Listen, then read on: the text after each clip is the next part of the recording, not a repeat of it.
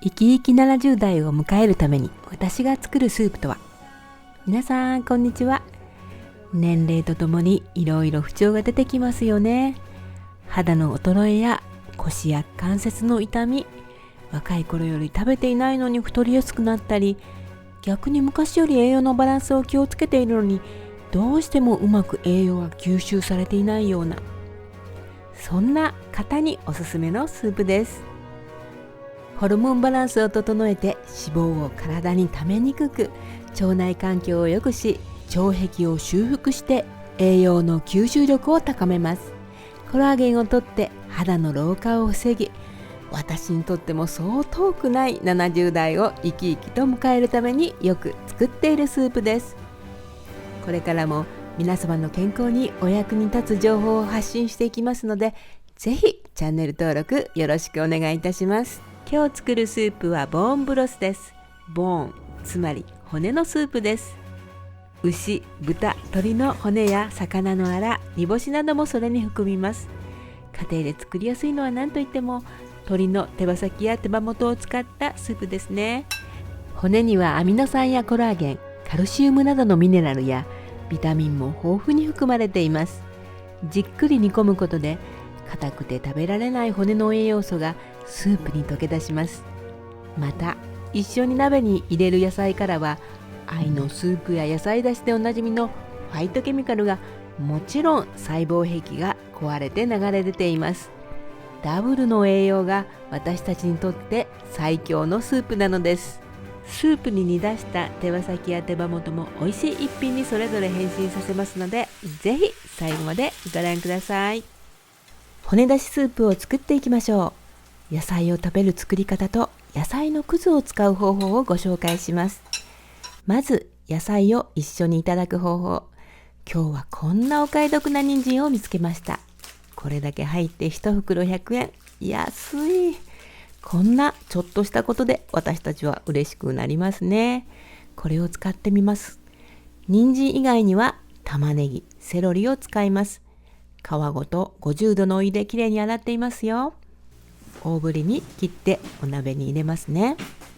私は野菜だしを取る時もそうなんですが、玉ねぎの根の黒くなっている部分だけは捨てます。今日は皮もきれいなので使いやすいですが、傷んでいたり黒くなっていたらそこは省いてくださいね。玉ねぎの皮にはケルセチンが豊富で血液サラサラ作用もありますので大事に使っていきたいです。セロリを入れると独特の香りが骨出しの味を引き締めてくれます。茎の部分はサラダに使い、葉っぱはスープにという使い方でもいいですよ。人参はいつものように皮ごと使いましょう。野菜の準備ができたら次は主役の骨付き肉です。鶏手羽元または手羽先を私はよく使います。1パック6本程度入っていることが多いですよね。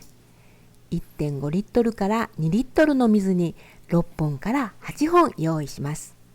まずボーン、骨のスープですから骨から栄養分が出やすいように、このように骨が見えるように切り込みを入れます。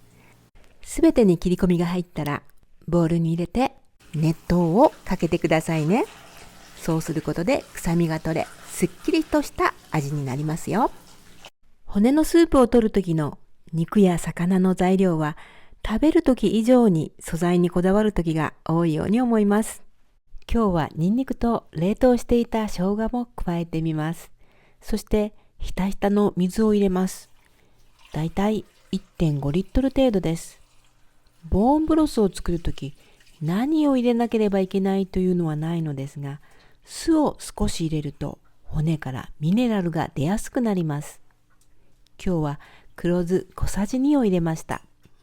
リンゴ酢や米酢などお好みのものでいいですよ。少量ですので酸味がスープに影響するということはありません。沸騰してきたらアクを取ります。ここが愛のスープや野菜だしと違うところです。アクが取れたら蓋をして1、2時間ほど煮ていきます。時間も野菜だけの時とは随分違います。骨スープの場合は時間をかけるほど硬い骨から栄養分が流れ出します。野菜を食べるスープにする場合は、野菜が柔らかくなった時点で引き上げるのがおすすめです。骨から栄養素をしっかり取り出す時間と、野菜の食べ頃に煮る時間が異なるからです。なので私はスープと一緒に食べる量を一旦取り出しています。残りの骨と野菜を長時間煮たら出来上がりです。こした汁を飲んだり、先ほど取り出した野菜を温めて盛り付けると、美味しい野菜入りの骨出しスープになります。このスープはにがりの入った自然塩で味付けていただくと、それだけで美味しくいただけます。私はベジブロスが大好きなように、このボーンブロスを作るときも野菜くずでよく作ります。今日は硬くなって煮豆に向かない黒豆を入れています。黒豆の皮にはポリフェノールの一種アントシアニンがたっぷりです。長時間煮て柔らかくなるし、スープでファイトケミカルをいただきます。野菜くずで作る作り方も野菜入り骨出しスープと全く同じです。お好きな野菜の切れ端を使い、こして汁をいただきます。いろんなお料理に使っていただいてもいいですよ。骨出しスープにはコラーゲンが溶け出して肌にいいのは皆さんよくご存知だと思います。サムゲタンを食べたら翌日お肌スベスベとかよく聞きますよね。医学の父と呼ばれたヒポクラテスは治療食として鶏の骨のスープを用いたと言われています。それほど健康効果は盛りだくさんなのです。全部はご紹介しきれないので、その中で3つに絞って今日はお伝えします。1つ目は胃腸の働きを良くするです。便秘、下痢、ガスが多いなどは何かしら胃腸の不具合を抱えています。また胸がムカムカなど胃酸過多の方はおられませんか？骨の中にあるコラーゲンは長時間煮込むことによってゼラチンに分解されます。そのゼラチンが胃酸が出すぎて受けたダメージを抑え、胃粘膜の血流を増やして保護する働きを向上させると言われています。また骨スープには腸の粘膜を修復するグルタミンというアミノ酸も多く、胃腸の消化力が弱っている人、闘病中の人やストレスの多い人に有効です。2つ目は関節を守る栄養素が豊富です。私のような年齢になってくるととても切実です。骨出しにはグルコサミンとコンドロイチン硫酸もたくさん詰まっています。なんかテレビの CM みたいになってきました。関節の維持と健康のためによくサプリが売られていますよね。それ以外にもヒアルロン酸が含まれ、関節や筋肉の働きを滑らかにします。ヒアルロン酸は肌に水分を補給するので、肘や肩の痛みが楽になり、肌も滑らかになればとても嬉しいことですね。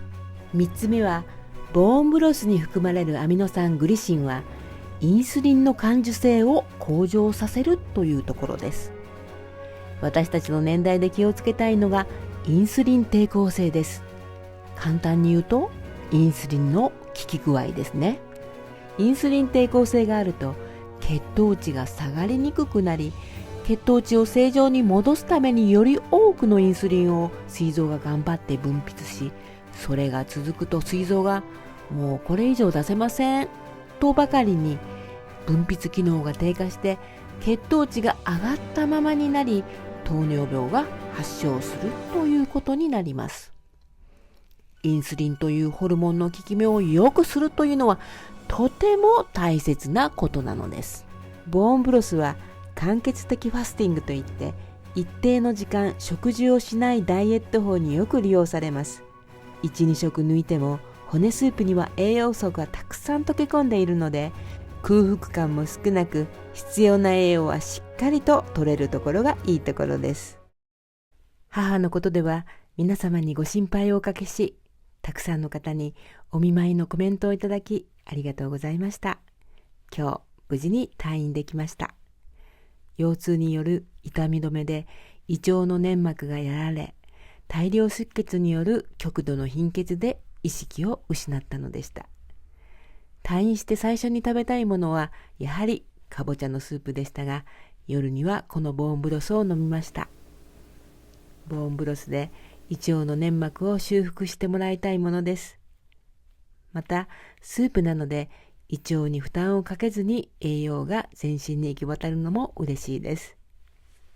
では最後に骨出しスープで煮出した鶏手羽元と手羽先のアレンジをご紹介いたします。手羽元6本は塩を全体に振り、ガーリックパウダーも加えます。すりおろしたニンニクでももちろん構いません。今回忘れてしまいましたが、胡椒も振りかけてください。オリーブ油を全体になじませ、片栗粉を振りかけてオーブントースターでこんがりと焼きます。10分ぐらい焼きました。